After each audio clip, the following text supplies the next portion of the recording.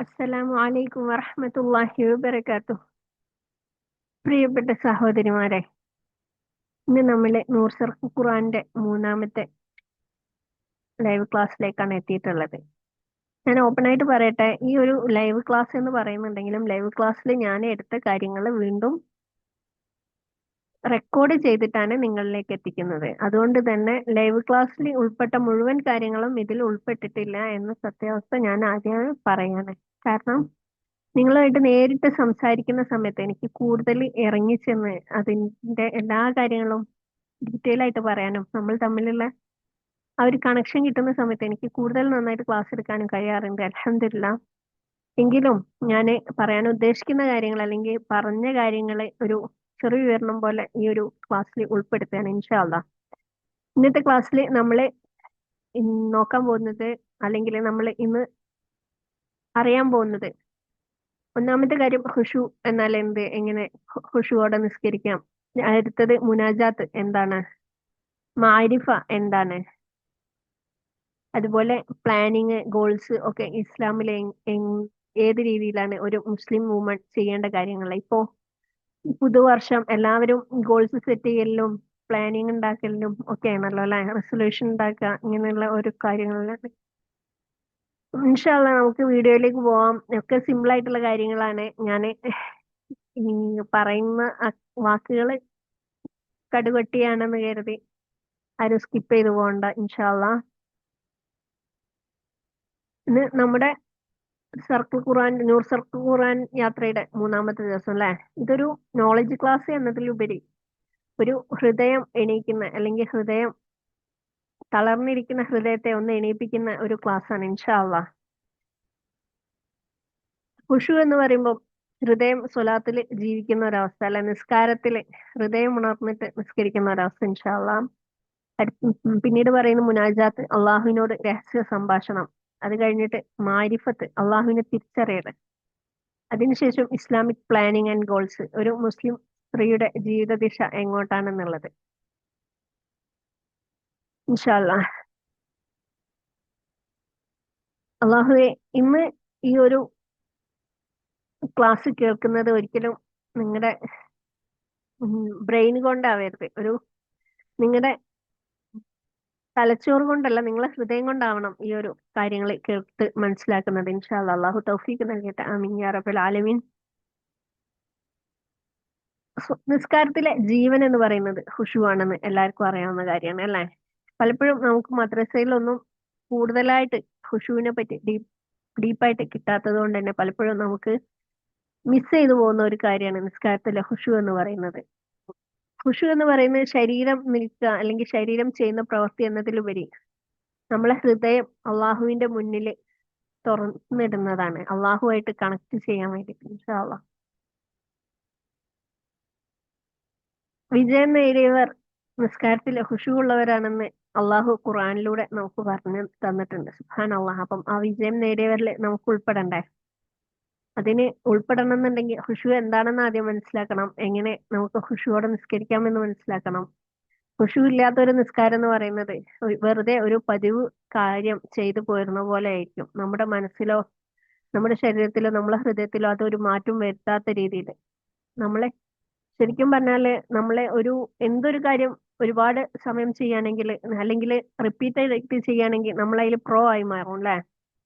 ഇപ്പം ചോറും കറി വെക്കാന് കുക്കിംഗ് ആണെങ്കിൽ ഫസ്റ്റ് ഉണ്ടാക്കുന്ന പോലെയല്ല. ബിരിയാണി വെച്ച് വെച്ച് ബിരിയാണി ഒക്കെ ഉണ്ടാക്കുകയാണെങ്കിൽ നമുക്ക് പിന്നെ ഈസിയാണ്, അതൊക്കെ ഈസിയാണ്. ചിക്കൻ കറി അല്ലെങ്കിൽ മറ്റെന്തോ ആവട്ടെ, അല്ലെങ്കിൽ നമ്മൾ ഡ്രൈവിംഗ് ആണെങ്കിൽ ചെയ്ത് ചെയ്ത് നമ്മൾ അതിൽ എക്സ്പേർട്ടായി മാറും. ഇങ്ങനെ ഏത് കാര്യവും നമ്മൾ കൂടുതൽ ചെയ്യുന്നതിന് അനുസരിച്ച് നമ്മൾ എക്സ്പേർട്ടായി മാറാറുണ്ട്. എന്നാൽ ഇത്രയും ഈ പ്രായത്തിനിടയ്ക്ക് ഇത്രയും നിസ്കാരങ്ങൾ നമ്മൾ നിസ്കരിച്ചിട്ട് എന്തുകൊണ്ട് നിസ്കാരത്തിൽ എക്സ്പേർട്ട് ആയില്ല? ചിന്തിക്കേണ്ട കാര്യമാണ്. എന്തുകൊണ്ട് ഖുശൂ നമ്മൾക്ക് അത്രയും ഉള്ളിൽ കിട്ടുന്നില്ല? ആ ഒരു മെക്കാനിക്കൽ സിസ്റ്റം പോലെ നമ്മൾ കൊണ്ടുപോകും ഈ ഖുശൂ ഇല്ലാത്ത അവസ്ഥയാണെങ്കിൽ. അതുപോലെ തന്നെ ഹൃദയം എപ്പോഴും എംപ്റ്റി ആയിരിക്കും, കാലിയായിരിക്കും. ഹൃദയത്തിൽ വെളിച്ചോ അള്ളാഹുവായിട്ടുള്ള കണക്ഷനോ ഒന്നും ഇല്ലാതെ തന്നെ നമ്മൾ നിസ്കരിച്ച് തിരിച്ചു പോരുന്ന ഒരവസ്ഥ. സുബ്ഹാനല്ലാഹ്. ഖുശൂ വരാൻ വേണ്ടി 5 വഴികളാണ് ഉപയോഗിക്കാനുള്ളത്. ഒന്നാമത്തേത്, നിസ്കാരത്തിന് മുമ്പ് ഒരു 2 മിനിറ്റ് സൈലന്റ് ആയിട്ട് നിൽക്കുക ഇരിക്കുക ചെയ്യാം. നന്നായിട്ട് ശ്വാസോച്ഛ്വാസം ചെയ്യാം.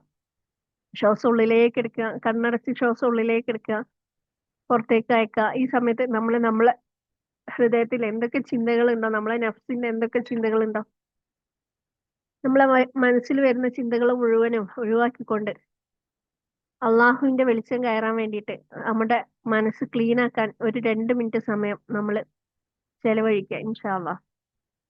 അത് നിസ്കാരപ്പായിൽ കുറച്ച് സമയം ഇരുന്നിട്ടായിരിക്കാം, അല്ലെങ്കിൽ നിന്നുകൊണ്ട് തന്നെ ആയിരിക്കാം, നോ പ്രോബ്ലം. നമുക്കറിയാവുന്നതാണ്, വുളൂ ചെയ്ത് കഴിഞ്ഞാൽ നമ്മുടെ എല്ലാ തെറ്റുകളും പൊറുക്കപ്പെടുന്നുണ്ട് അല്ലേ? നമ്മളെ കൈ കൊണ്ടുള്ള, കാല് കൊണ്ടുള്ള, വായ കൊണ്ടുള്ള, മൂക്ക് കൊണ്ടുള്ള, മുഖം കൊണ്ടുള്ള, തല കൊണ്ടുള്ള, ഇങ്ങനെ എല്ലാ തെറ്റുകളും പുറത്ത് തരുന്നുണ്ട് അള്ളാഹു. അള്ളാഹു പറഞ്ഞിട്ടുണ്ട്, നമ്മളെ വുളൂ ചെയ്യുമ്പോൾ ഇറ്റിപ്പോകുന്ന വെള്ളത്തിലൂടെ നമ്മളെ ശരീരത്തിലുള്ള പാപക്കറകള് അലിഞ്ഞില്ലാണ്ടാവണ്ടേ, അല്ലെങ്കിൽ ഒഴുകി പോകുന്നുണ്ടെന്ന് പറഞ്ഞിട്ടുണ്ട് സുബ്ഹാനല്ലാഹ്. അങ്ങനെ അതിനുശേഷം നമ്മൾ ചെയ്യുന്ന ദുആയിലൂടെ നമുക്ക് നമ്മളെ പാപക്കറകൾ ഇല്ലാണ്ടായതുകൊണ്ട് നമുക്ക് സ്വർഗത്തിലേക്കുള്ള ആ വാതില് തുറക്കപ്പെടുന്നുണ്ട്. 8 വാതിലുകൾ തുറക്കപ്പെടുന്നുണ്ട്. സുബ്ഹാനല്ലാഹ്, അൽഹംദുലില്ലാഹ്. ഇനി അതിനുശേഷമാണ് നമ്മൾ പോയിട്ട് നിൽക്കുന്നത്. കാരണം നമ്മളെ ശരീരം മൊത്തം ക്ലീൻ ആയിട്ടുണ്ട്. ഇനി നമ്മുടെ മനസ്സും കൂടി ക്ലീൻ ആയാല് നമുക്ക് ആ സ്വർഗത്തിന്റെ ഉള്ളിലേക്ക് കയറാം അല്ലേ? അപ്പം അതിനു വേണ്ടിയിട്ട് കുറച്ച് സമയം നമ്മുടെ ഹൃദയം ക്ലീൻ ആക്കാൻ വേണ്ടിയിട്ട് ചെലവഴിക്കാം ഇൻഷാ അള്ളാഹ്. അത് കഴിഞ്ഞ് നമ്മൾ ഇക്കാമത്ത് ചൊല്ലിക്കൊണ്ട് നബി സല്ലല്ലാഹു അലൈഹി വസല്ലമയുടെ നബി സല്ലല്ലാഹു അലൈഹി വസല്ലം പറഞ്ഞ സുന്നത്തായ ദുആ ചൊല്ലുന്നുണ്ട്. അതിലൂടെ നബി സല്ലല്ലാഹു അലൈഹി വസല്ലമയുടെ ഷഫാഅത്ത് കിട്ടുന്നുണ്ട് നമുക്ക്. സുബ്ഹാനല്ലാഹ്. അപ്പം നമ്മളെ തെറ്റുകൾ പുറത്തു കഴിഞ്ഞു, ഡോറ് ഡോറുകൾ മുഴുവൻ തുറക്കപ്പെട്ട് കഴിഞ്ഞു. നബി സല്ലല്ലാഹു അലൈഹി വസല്ലമയുടെ ഷഫാഅത്ത് കിട്ടാനുള്ള ആ ഒരു ദുആവും നമ്മൾ ചൊല്ലി കഴിഞ്ഞു. ഇനി നമ്മളെ ഇഹലോകത്തുള്ള മുഴുവൻ കാര്യങ്ങളും നമ്മളെ കൈകളെ പുറകിലാക്കിക്കൊണ്ട് അള്ളാഹു അക്ബർ എന്ന് പറയുന്നതോടു കൂടി എനിക്ക് അള്ളാഹ് മതി എന്നുള്ള രീതിയിൽ നമ്മളെ കൈകെട്ടാണ് അല്ലെ? അള്ളാഹു അക്ബർ എന്ന് പറയുന്ന ആ ഒരു വാക്ക് നമ്മളെ ചെവിയുടെ ആ ഭാഗത്തേക്ക് എത്തണം. എനിക്ക് എല്ലാത്തിനേക്കാളും വലുത് അള്ളാഹു ആണ് എന്നുള്ള ബോധത്തോടു കൂടി അള്ളാഹു അക്ബർ എന്നുള്ള ആ ഒരു അക്ബർ എന്ന വാക്കിന്റെ അതേ സമയം തന്നെ നമ്മളെ കൈകൾ നമ്മളെ ഷോൾഡറിന് നേരെ, ചെവിക്ക് നേരെ ഉയർത്തേണ്ടതുണ്ട്. അതിനുശേഷം നമ്മൾ കൈ കെട്ടുക. ഇനി നമ്മളും അള്ളാഹു മാത്രമായിട്ടുള്ള ഒരു സമയമാണ് ഇൻഷാ അള്ളാഹ്. ആ സമയത്താണ് നമ്മൾ ബാക്കിയുള്ള ദുആകളും ഫാത്തിഹയും എല്ലാം ചൊല്ലിക്കൊണ്ട് അള്ളാഹുവായിട്ട് സംസാരിക്കുന്നത്. നിസ്കാരത്തിലെ അർത്ഥം മനസ്സിലാക്കുക എന്നതാണ് നിസ്കാരത്തിൽ അള്ളാഹുവായിട്ടുള്ള സംസാരത്തിൽ നമ്മുടെ ഹൃദയം തങ്ങി നിൽക്കാൻ, അല്ലെങ്കിൽ ഹൃദയം അറിഞ്ഞ് നിസ്കരിക്കാനുള്ള ഏറ്റവും നല്ല മാർഗം എന്ന് പറയുന്നത്. ഇത് എന്റെ അവസാന നിസ്കാരമായത് എന്നൊരു ചിന്ത നമ്മൾ കൊണ്ടുവരാം നിസ്കരിക്കാൻ നിൽക്കുന്ന സമയത്ത് തന്നെ. ഈ നിസ്കാരമാണ് എനിക്ക് എന്നെ സ്വർഗത്തിലേക്ക് കയറ്റണോ വേണ്ട എന്നുള്ള തീരുമാനിക്കുന്നത് എന്നുള്ള നിസ്കാരമാണെന്ന് ചിന്തിച്ചുകൊണ്ട്, അല്ലെങ്കിൽ നമ്മുടെ അവസാനത്തെ നിസ്കാരം ഒരുപക്ഷെ ഇതാവാം എന്ന് ചിന്തിച്ചുകൊണ്ട് നമ്മുടെ ഓരോ നിസ്കാരവും നമ്മൾ നിസ്കരിച്ചുകൊണ്ടിരിക്കുക. ആ സമയത്ത് ആ ഓരോ നിസ്കാരത്തിലും നമ്മൾ സ്വർഗത്തിലേക്ക് എത്താൻ വേണ്ടിയിട്ട്, അല്ലെങ്കിൽ നമ്മൾ ഏറ്റവും ബെസ്റ്റ് ആക്കാൻ വേണ്ടിയിട്ട് നമ്മളെ ഹൃദയം മുഴുവൻ ക്ലീൻ ആക്കിക്കൊണ്ട് നമ്മളെ നിസ്കാരത്തെ സമീപിക്കുകയും അത്രയും നമ്മളെ മാക്സിമം നല്ലതാക്കിക്കൊണ്ട് നമ്മൾ നിസ്കരിക്കാൻ ശ്രമിക്കുകയും ചെയ്യും. ഇൻഷാ അല്ലാഹ്. അള്ളാഹു തൗഫീഖ് നൽകട്ടെ. ആമീൻ യാ റബ്ബൽ ആലമീൻ. അതുപോലെ നമ്മളെ കണ്ണുകളും ഹൃദയമൊക്കെ മാക്സിമം റിലാക്സ്ഡ് ആയിരിക്കാം.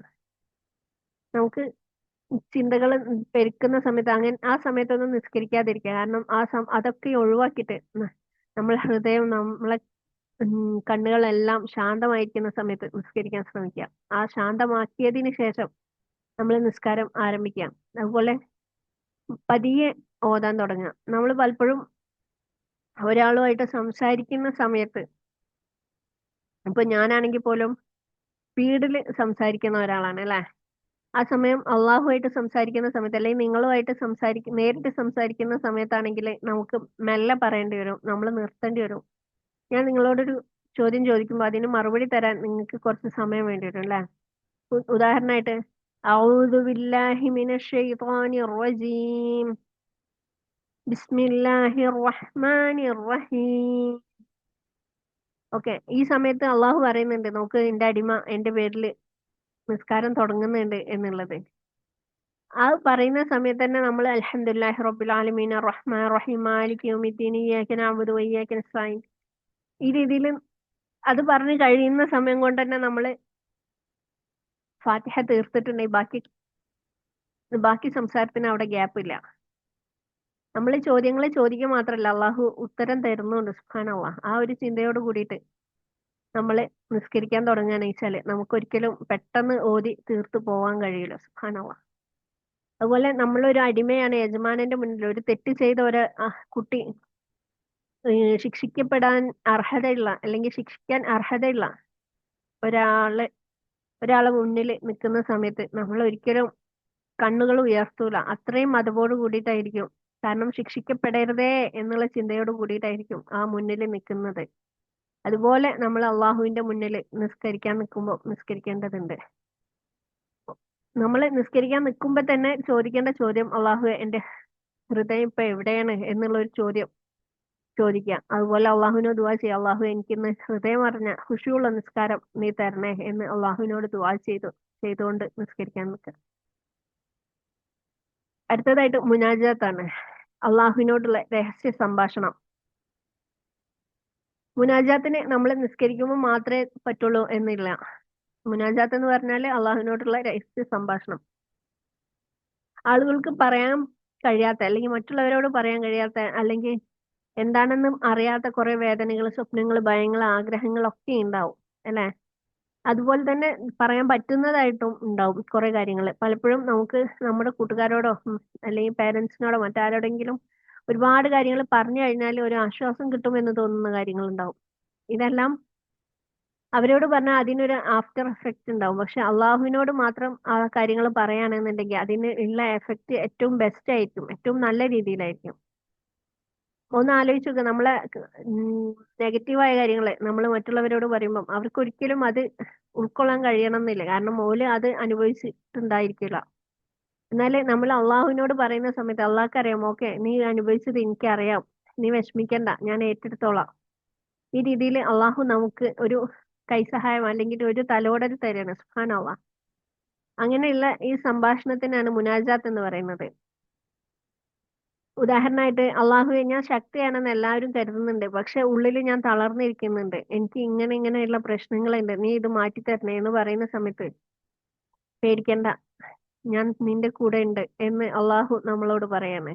ഖുർആനിലൂടെ നമ്മളോട് അത് പറഞ്ഞിട്ടുണ്ട്.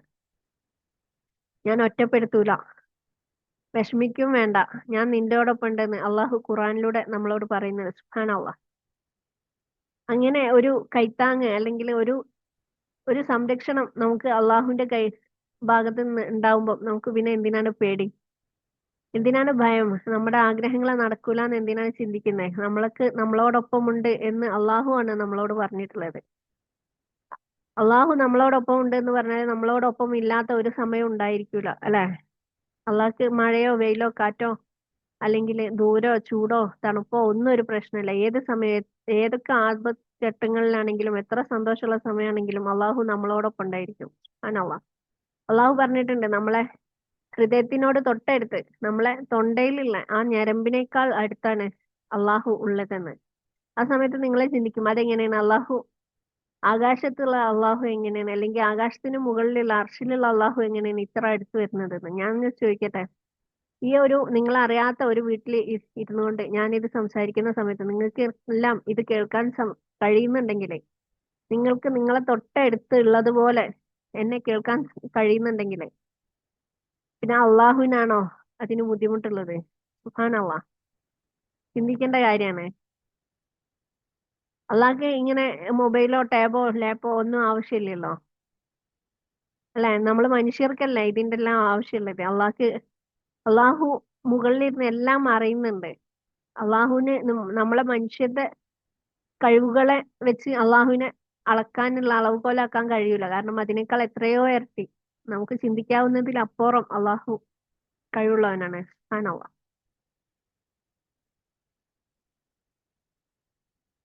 മുനാജാത്ത് ചെയ്യാനുള്ള ബെസ്റ്റ് ടൈം എന്ന് പറയുന്നത് ഒന്ന് തഹജ്ജുദിന്റെ സമയത്ത് നമുക്ക് മാക്സിമം എല്ലാ കാര്യങ്ങളും, കാരണം മറ്റൊരാളും കേൾക്കാനില്ല. നമുക്ക് നമ്മുടെ സന്തോഷങ്ങളും ദുഃഖങ്ങളും നമ്മളെ എല്ലാ കാര്യങ്ങളും അള്ളാഹുവായിട്ട് സംസാരിക്കാം. ഒരു കൂട്ടുകാരനെ പോലെ, അല്ലെങ്കിൽ ഒരു പേരന്റിനെ പോലെ, അല്ലെങ്കിൽ ഒരു പാർട്ട്ണർ പോലെ, ഇങ്ങനെ ഏത് രീതിയിലാണെങ്കിലും നമുക്ക് അള്ളാഹുവായിട്ട് മുഴുവൻ കാര്യങ്ങളും ഇവരോടെല്ലാം പറയുന്നതിലേറെ ഉപരി അള്ളാഹുവായിട്ട് നമുക്ക് സംസാരിക്കാൻ പറ്റും. അള്ളാഹു അത് കേൾക്കാൻ തയ്യാറാണ്. സുബ്ഹാനല്ലാഹ്. പിന്നെ എന്തിനാണ് നമ്മൾ മടിക്കുന്നത്? നിസ്കാരം കഴിഞ്ഞ ഉടനെ നമുക്ക് അള്ളാഹുവായിട്ട് സംസാരിക്കാം. കാരണം നിസ്കാരം തന്നെ അള്ളാഹുവായിട്ടുള്ള കണക്ഷനാണ്. അത് കഴിഞ്ഞിട്ട് നിസ്കാരം കഴിഞ്ഞ ഉടനെ അള്ളാഹുവായിട്ടുള്ള ആ കണക്ഷൻ പെട്ടെന്ന് തീരുന്നില്ല അല്ലെ? നമ്മള് നിസ്കാരത്തിൽ എന്തെങ്കിലും തെറ്റ് വന്നു പോയിട്ടുണ്ടെങ്കിൽ അസ്തഗ്ഫിറുള്ള പറയുന്നുണ്ട്. കാരണം നമുക്കറിയില്ല അള്ളാഹു ഇഷ്ടപ്പെടുന്ന രീതിയിൽ, എത്രത്തോളം ഇഷ്ടപ്പെടുന്ന രീതിയിൽ നമുക്ക് ചെയ്യാൻ കഴിഞ്ഞിട്ടുണ്ട് എന്നുള്ളത്, അല്ലെങ്കിൽ നമ്മളെ കയ്യിൽ നിന്ന് തെറ്റ് വന്നിട്ടുണ്ടോ എന്നുള്ളത് അറിയില്ല. അതിന് അസ്തഗ്ഫിറുള്ള പറഞ്ഞിട്ട് വീണ്ടും അവിടെ കുറച്ച് സമയം ഇരിക്കാൻ പറഞ്ഞിട്ടുണ്ട് അല്ലേ? അള്ളാഹുവിന് ദിക്റ് ചൊല്ലിക്കൊണ്ട് അവിടെ ഇരിക്കാൻ പറഞ്ഞിട്ടുണ്ട്. ദിക്റ് ചൊല്ലാന്ന് വെച്ചാൽ അള്ളാഹുവിനെ ഓർത്തുകൊണ്ട്. ആ സമയത്ത് നമുക്ക് നമ്മുടെ ഉം ദുആകൾക്ക് ഉത്തരം കിട്ടുന്ന സമയമാണ്. സുബ്ഹാനല്ലാഹ്. അതുപോലെ നമ്മൾ സുജൂദ് ചെയ്യുന്ന സമയത്ത്, ഫർള് നിസ്കാരങ്ങളിലെ സുജൂദില് നമുക്ക് നമ്മുടെ ദുആകള് അല്ലെങ്കിൽ നമ്മളെ ആവശ്യങ്ങള് മനസ്സിൽ കൊണ്ടുവരാൻ പറ്റും. സുന്നത്ത് നിസ്കാരങ്ങളിലെ സുജൂദില് നമുക്ക് ഹൃദയം അറിഞ്ഞ് അള്ളാഹുവിനോട് ചോദിക്കാൻ പറ്റും. ഓക്കെ, വായ കൊണ്ട് തന്നെ നമുക്ക് ചോദിക്കാൻ പറ്റും. സുബ്ഹാനല്ലാഹ്. അതുപോലെ കണ്ണീര് വന്നാല്, നമ്മൾക്ക് കരച്ചിൽ വരുന്ന സമയത്ത് അള്ളാഹുവായിട്ട് മുനാജാത്ത് നടത്താൻ പറ്റും. നമുക്ക് ഏത് സമയവും അള്ളാഹുവായിട്ട് മുനാജാത്ത് നടത്താൻ പറ്റും. നമ്മളെ ഇപ്പൊ വേദനകൾ വരുന്ന സമയത്ത് അല്ലെ, വിഷമങ്ങൾ വരുന്ന സമയത്ത്, സന്തോഷം വരുന്ന സമയത്ത് എല്ലാം അള്ളാഹുവെ നീ എനിക്ക് ഇത് തന്നതിന് അൽഹംദുലില്ലാ, നന്ദി. ഇതാണ് മുനാജാത്ത് എന്ന് പറയുന്നത്. അള്ളാഹുവായിട്ട് നമ്മൾ സംസാരിക്കുക. അള്ളാഹുവെ എനിക്കിത് ഇത്ര പോരട്ടോ, കുറച്ചും കൂടി വേണട്ടോ, ഞാൻ ഇനിയും പ്രതീക്ഷിക്കുന്നുണ്ട്. ഈ രീതിയിൽ നമുക്ക് ഏറ്റവും ബെസ്റ്റ് ആയിട്ട് അള്ളാഹുവായിട്ട് കണക്ട് ചെയ്യാം. അല്ലെങ്കിൽ നമ്മളെ മനുഷ്യരാവുന്ന ആളുകളുമായിട്ട് സംസാരിക്കുന്നതിലേറെ നന്നായിട്ട് നമുക്ക് അള്ളാഹുമായിട്ട് കണക്ട് ചെയ്യാൻ പറ്റും. കാരണം അല്ലെങ്കിൽ അള്ളാഹുമായിട്ട് സംസാരിക്കാൻ പറ്റും. കാരണം അള്ളാഹു നമ്മളെ ഹൃദയം ഓൾറെഡി അറിയുന്നുണ്ട്.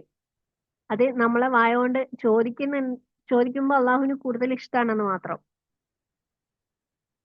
ഓക്കെ, ഇനി ഈ പലപ്പോഴും നിസ്കാരമൊക്കെ കഴിഞ്ഞ് ചുറ്റും ആളുകളുണ്ട്, ചോദിക്കാൻ പറ്റാത്ത അവസരമാണ്, അല്ലെങ്കിൽ അതിന് താല്പര്യമില്ല എന്നുണ്ടെങ്കിൽ അവിടെ ഇരുന്ന് അള്ളാഹുവിനെ ഓർത്തിട്ട് അള്ളാഹുവായിട്ട് മനസ്സുകൊണ്ട് ഹൃദയം കൊണ്ട് നമുക്ക് സംസാരിക്കാൻ പറ്റും. കാരണം അള്ളാഹു പറഞ്ഞിട്ടുണ്ട്, നിങ്ങളെ ശരീരത്തിലേക്കല്ല നിങ്ങളെ മനസ്സിലേക്കാണ് ഞാൻ നോക്കുന്നതെന്ന്, ഹൃദയത്തിലേക്കാണ് നോക്കുന്നത്. അനവാ മുനാജാത്ത് എങ്ങനെ ചെയ്യേണ്ടതെന്ന് വെച്ചാൽ, ഫസ്റ്റ് അള്ളാഹുവിനെ പ്രകീർത്തിക്കാം, ഹംദ് ചെയ്യാം. അതിനുശേഷം നല്ല രീതിയിൽ സംസാരിക്കാം. നമ്മളെ അഭിനയിക്കേണ്ട ആവശ്യമില്ല. കാരണം നമ്മളെ ഹൃദയം അള്ളാഹു അറിയുന്നുണ്ട്. ഇനി അതിന്റെ ഇടയിൽ ഒരു അഭിനയത്തിന്റെ ഒരു ഉം പൊലിമ ഉണ്ടാക്കലിന്റെ ഒന്നും ആവശ്യമില്ല. നമുക്ക് എന്താണോ ചോദിക്കാനുള്ള, എന്താണോ പറയാനുള്ള, അത് നേർവഴിക്ക് നല്ല രീതിയിൽ അതോടു കൂടി ചോദിക്കുക.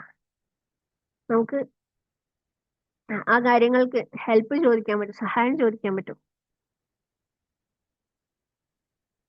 നമ്മൾ സൈലൻസ് ആയി മിണ്ടാതിരിക്കുന്ന സമയത്തും അള്ളാഹുമായിട്ട് നമ്മൾ കൂടുതൽ അടുത്തിട്ടാണ് ഇരിക്കുന്നതെന്നുള്ള ആ ഒരു ബോധത്തോടു കൂടി നമ്മൾ ഹൃദയം അറിഞ്ഞ് അള്ളാഹുമായിട്ട് കണക്ട് ചെയ്യാം.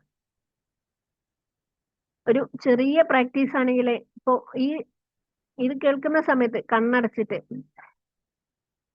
നന്നായിട്ട് ശ്വാസം എടുക്കുക. എന്നിട്ട് അള്ളാഹുവേ, ഇന്ന് എന്റെ ഹൃദയത്തിൽ ഏറ്റവും ഭാരമായി എനിക്ക് തോന്നിയത് ഇന്ന കാര്യമാണ്, നീ അതിനെ എളുപ്പമാക്കി തരണേ എന്ന് മനസ്സറിഞ്ഞ് അള്ളാഹുവിനോട് നേരിട്ട് പറയാം. അത് ചെയ്തു നോക്കുക. അങ്ങനെ നമ്മളെ ഹൃദയം തുറന്ന് അള്ളാഹുമായിട്ട് സംസാരിച്ച് തുടങ്ങിയാല് പിന്നെ നമ്മളെ ഹൃദയം ഭയങ്കര സോഫ്റ്റ് ആയിട്ട് കാമായിട്ട് മാറിയിട്ടുണ്ടാവും. ഇൻഷാ അള്ളാഹ്. അള്ളാഹു തൗഫീഖ് നൽകട്ടെ. ഇനി അടുത്തതായിട്ട് പറയുന്നത് മാരിഫ, അള്ളാഹുവിനെ തിരിച്ചറിയൽ. അള്ളാഹുവിനെ തിരിച്ചറിയൽ എന്ന് പറയുന്നത് ഒരിക്കലും അള്ളാഹുവിനെ കണ്ടിട്ട് അറിയുന്നതല്ല, അള്ളാഹുവിനെ അനുഭവിച്ചറിയുന്നതാണ് മാരിഫ എന്ന് പറയുന്നത്. അത് നമ്മളെ വേദനയിൽ അള്ളാഹു റഹീമാണ് അല്ലെ, നമ്മള് വേദനയിൽ കരുണാമയനായ അള്ളാഹ് ഇന്ന് എന്റെ വേദന മാറ്റിത്തരണേ, കാരുണ്യവാനായ അള്ളാഹ്, കരുണാമയനായ അള്ളാഹ്. അതുപോലെ നമുക്ക് പേടി വരുന്ന സമയത്ത് അൽ ഹഫീളാണ്, ഹാഫിളാണ് അള്ളാഹു, അല്ലെങ്കിൽ ഹഫീസ് ആണ് അള്ളാഹു. അതെന്താണ്? അള്ളാഹു സംരക്ഷകനാണ്. എല്ലാം സംരക്ഷിക്കുന്ന അള്ളാഹുവിന്റെ കയ്യിൽ ഏൽപ്പിക്കുന്ന സമയത്ത് നമുക്ക് പിന്നെ എന്ത് ബേജാറാണ് അല്ലെ എന്ത് പേടിയാണ് വേണ്ടത്. അതുപോലെ നമുക്ക് നഷ്ടം വരുന്ന സമയത്ത് അള്ളാഹു അൽ ഹക്കിമിയ ഹക്കിമിയ അള്ളാഹ് നീ എല്ലാം അറിയുന്നവനാണല്ലോ. കാരണം നമുക്കൊരു നഷ്ടം വരുന്നുണ്ടെങ്കിൽ നമ്മളെ നോട്ടത്തിൽ അത് നഷ്ടമാണെങ്കിലും അള്ളാഹുവിന് അറിയാം അത് നന്മയാണെന്നുള്ളത്. അള്ളാഹു എല്ലാം അറിയുന്നവനാണ്.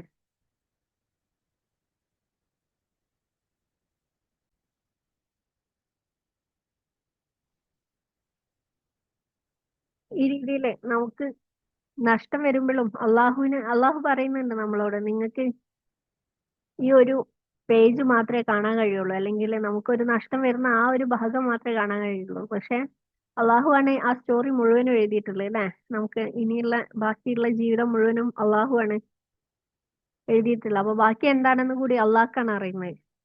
ആ സമയത്ത് നമ്മൾ അള്ളാഹുവിനോട് ക്ഷമയോടെ പറയാം, യാ ഹക്കീം യാ അള്ളാഹ് നീ എല്ലാം അറിയുന്നവനാണല്ലോ. ഈ രീതിയിലായിരിക്കും നമ്മൾ അള്ളാഹുവിനെ മനസ്സിലാക്കേണ്ടത്. സുബ്ഹാനല്ലാഹ്.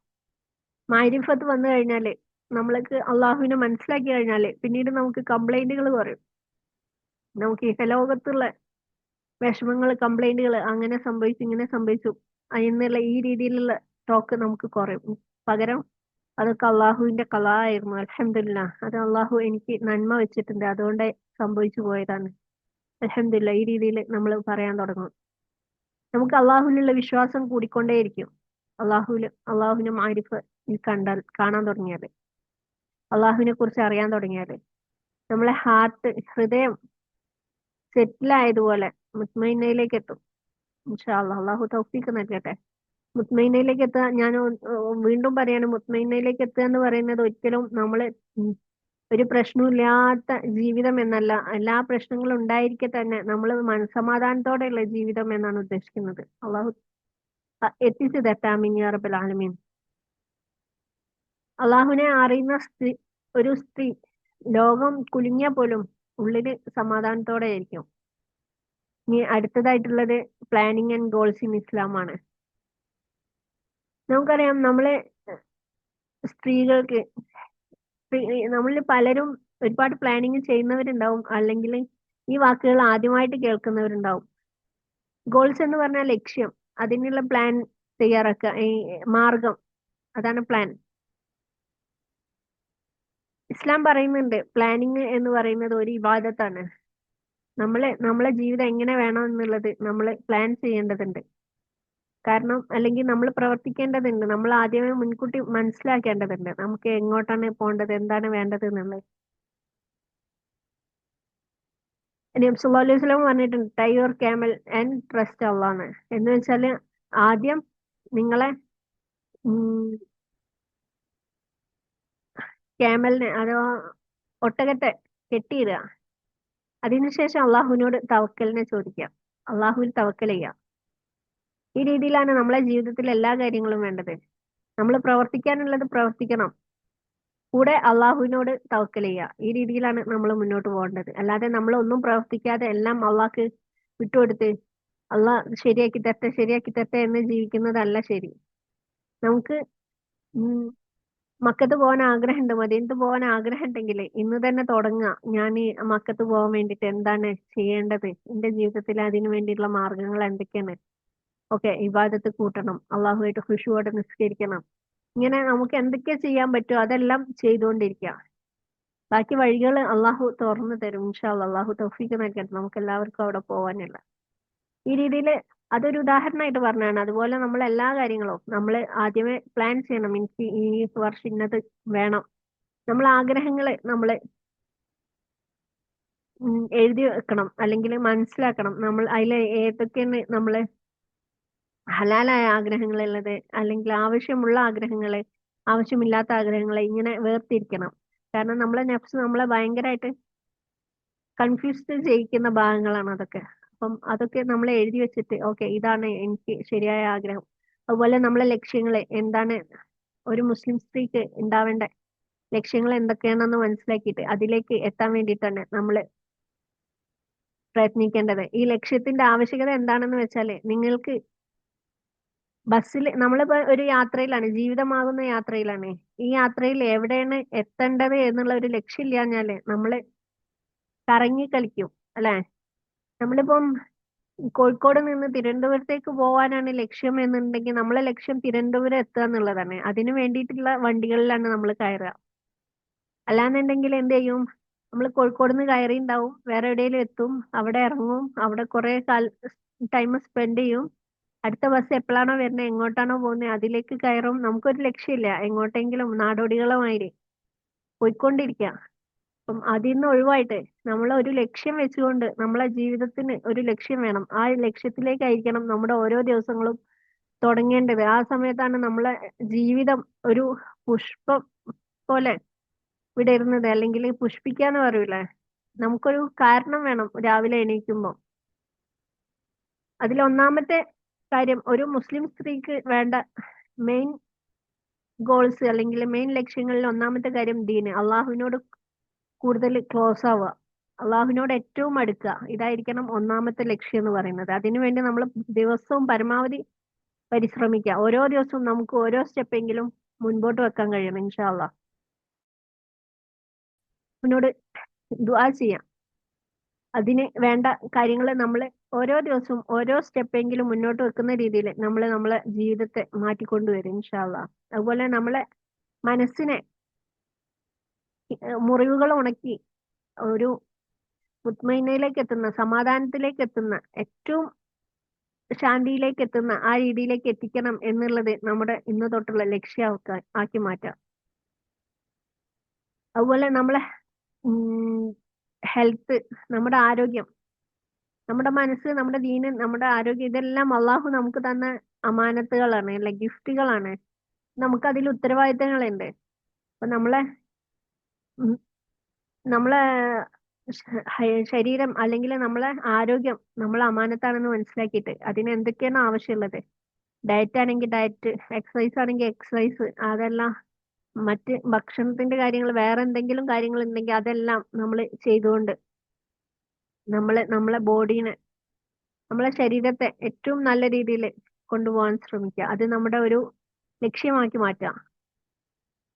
അതിന് എന്തെല്ലാം ചെയ്യേണ്ടതുണ്ട്, നമ്മുടെ ശരീരത്തെ ഭംഗിയിൽ ഹെൽത്തി ആയിട്ട് കൊണ്ടുപോകാൻ, അല്ലെങ്കിൽ ആരോഗ്യത്തോടെ കൊണ്ടുപോകാൻ, ആരോഗ്യം നിലനിർത്താൻ. കാരണം ആരോഗ്യം ഉണ്ടെങ്കിലേ നമുക്ക് അള്ളാഹുമായിട്ട് കണക്ട് ചെയ്യാനും അള്ളാഹ്ക്ക് ഇബാദത്ത് ചെയ്യാനും മറ്റെല്ലാ കാര്യങ്ങൾക്കും സാധിക്കുള്ളൂ. അടുത്തതായിട്ടുള്ളതാണ് നമ്മളെ ഫാമിലിന്റെ ഗോൾസ് അല്ലെ? നമ്മൾക്ക് അള്ളാഹു തന്ന അമാനത്തുകൾ ഒന്ന് തന്നെയാണ് ഫാമിലി എന്ന് പറയുന്നത്, നമ്മുടെ കുടുംബം. തീർച്ചയായിട്ടും കുടുംബം ഇല്ലാത്തവർ അനുഭവിക്കുന്ന വിഷമങ്ങൾ നമ്മൾ കാണാറുണ്ട്. അതുപോലെ കുടുംബം ഇല്ലാത്ത ഒരുപാട് പേരെ കാണാറുണ്ട്. അപ്പൊ അള്ളാഹു നമുക്ക് കഞ്ഞി തന്ന ഒരു അനുഗ്രഹമാണ് കുടുംബം എന്നുള്ളത്. അപ്പം നമ്മൾ അതിൽ ഉള്ള ഓരോ റോളുകളും, നമ്മൾ ഉമ്മയാവാം, ഭാര്യയാവാം, മകളാവാം, സഹോദരിയാവാം, മരുമകളാവാം, ഇങ്ങനെ ഒരുപാട് റോളുകൾ ഉണ്ടായിരിക്കും നമുക്ക്. അതെല്ലാം നമ്മളുടെ കഴിവിന്റെ പരമാവധി നല്ല രീതിയിൽ തന്നെ മെയിൻറ്റെയിൻ ചെയ്ത് കൊണ്ടുപോകും. മറ്റുള്ളവരുമായിട്ട് കരുണ കാണിച്ചിട്ട് അവരുമായിട്ട് സ്നേഹത്തോടെ സന്തോഷത്തോടെ കൊണ്ടുപോകാൻ നമ്മൾ മാക്സിമം ശ്രമിക്കുക. അതായിരിക്കണം നമ്മുടെ മറ്റൊരു ലക്ഷ്യം എന്ന് പറയുന്നത്.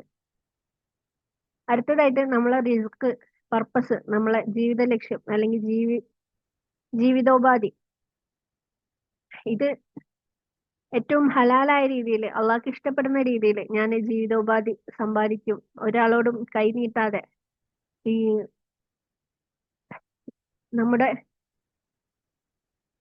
ഒരുപാട് പൈസ എന്നുള്ളതിലുപരി ഹലാലായ ബർക്കത്തോട് കൂടിയിട്ടുള്ള പണം, അതേപോലെ റിസ്ക് എന്ന് പറയുമ്പോൾ അതിലെല്ലാം ഉൾപ്പെടുന്നുണ്ട്. വസ്ത്രം, ഭക്ഷണം, താമസം, ഇങ്ങനെയുള്ള ജീവിതോപാധികൾ മുഴുവനും അതിൽ ഉൾപ്പെടുന്നുണ്ട്. അപ്പൊ അതെല്ലാം നമുക്ക് ഹലാലായ രീതിയിൽ അള്ളാഹ്ക്ക് ഇഷ്ടപ്പെടുന്ന രീതിയിൽ എത്താൻ വേണ്ടിയിട്ട് നമുക്ക് എന്തൊക്കെ ചെയ്യാൻ പറ്റുമോ അതെല്ലാം ചെയ്യാം.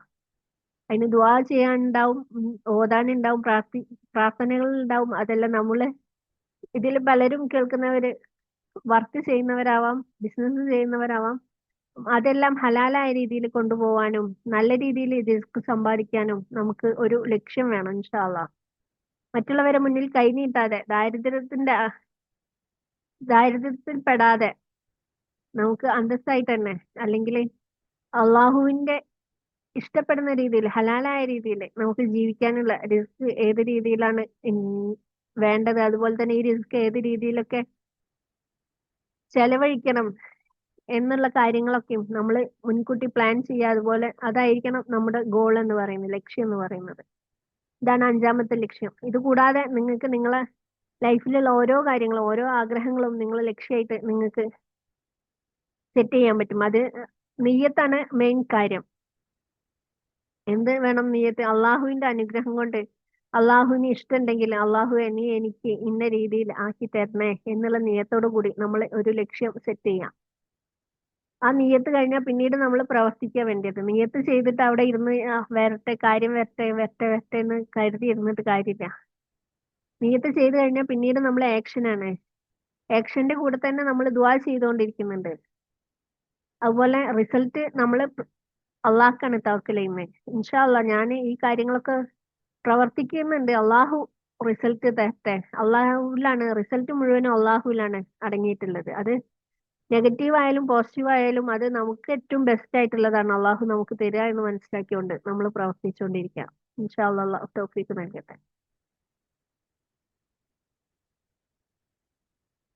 ഒരു സിമ്പിൾ ഡെയിലി പ്ലാനിന്റെ ഇപ്പൊ രാവിലെ ദിക്റ് ചെല്ലുക, അത് നിയത്ത് ചെയ്തുകൊണ്ട് അതിനുശേഷം നിയത്ത് ചെയ്തുകൊണ്ട് നമ്മൾ ബാക്കിയുള്ള കാര്യങ്ങളിലേക്ക് അള്ളാഹുവെ നിൻ ഹലാലാക്കിയ കാര്യങ്ങൾ നിന്റെ പ്രതിഫലം ആഗ്രഹിച്ചിട്ട് ഞാൻ എന്റെ ജീവിതത്തിലെ എല്ലാ കാര്യങ്ങളും ഞാൻ ചെയ്യുന്നു, ഈ പ്രവൃത്തികൾ മുഴുവനും നിന്റെ പ്രതിഫലം ആഗ്രഹിച്ചിട്ട് ചെയ്യുന്നു എന്ന് പറഞ്ഞിട്ട് തുടങ്ങുന്ന സമയത്ത് നമ്മൾ ദിവസം മുഴുവനും വിവാദത്തിലായ പ്രതിഫലം അള്ളാഹു നമുക്ക് തന്നുകൊണ്ടിരിക്കും. സുബ്ഹാനല്ലാഹ്.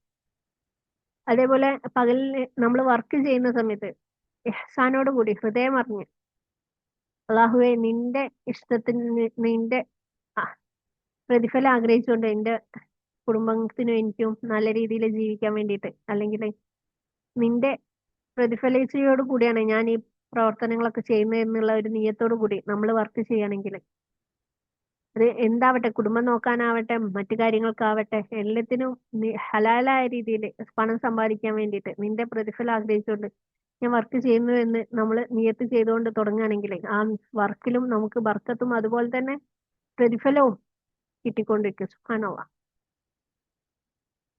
രാത്രിയിലും അതേപോലെ തന്നെ ഇന്ന് ചെയ്ത മുഴുവൻ കാര്യങ്ങളും നമ്മൾ റിവൈൻഡ് ചെയ്ത് നോക്കുക. ഇതിൽ എന്തൊക്കെ കാര്യമാണ് എൻ്റെ അടുത്ത് തെറ്റ് വന്നു പോയത്, അതിന് തൗബ ചെയ്യാം.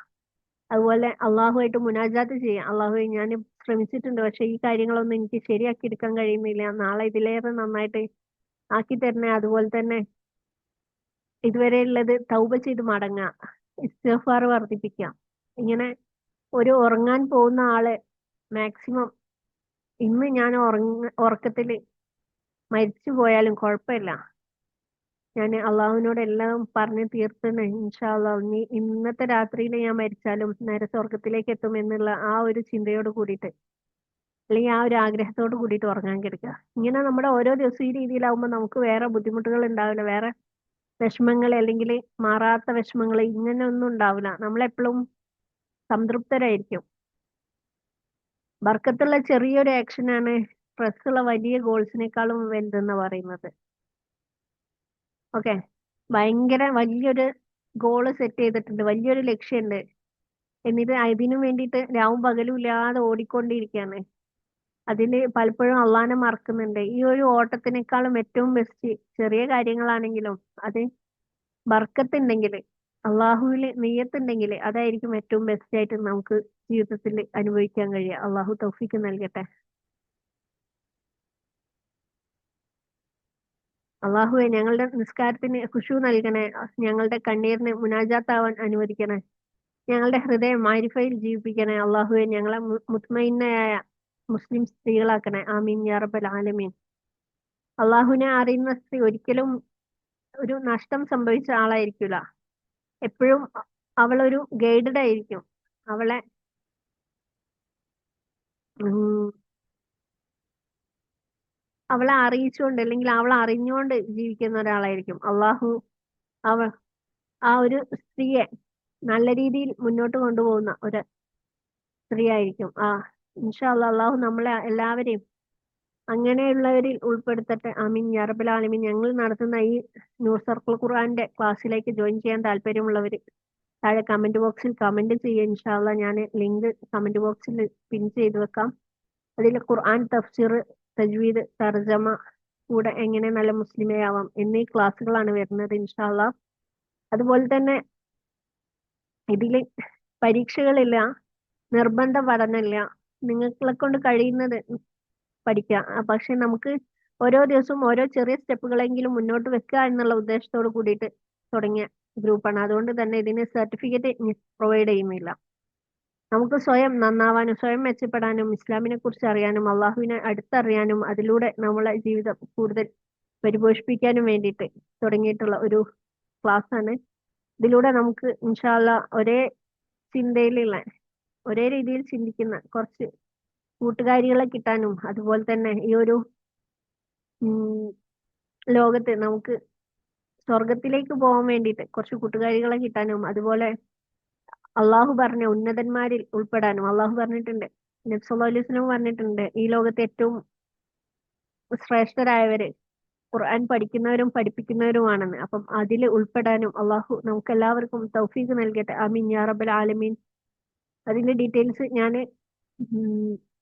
കമന്റ് ബോക്സിൽ പിൻ ചെയ്ത് വെക്കാം ഇൻഷാ അള്ളാ. ഇനി മറ്റൊരു വീഡിയോ ആയിട്ട് വരാവുന്ന പ്രതീക്ഷയോടെ. അസ്സലാമു അലൈക്കും വറഹ്മത്തുള്ളാഹി വബറകാതുഹു.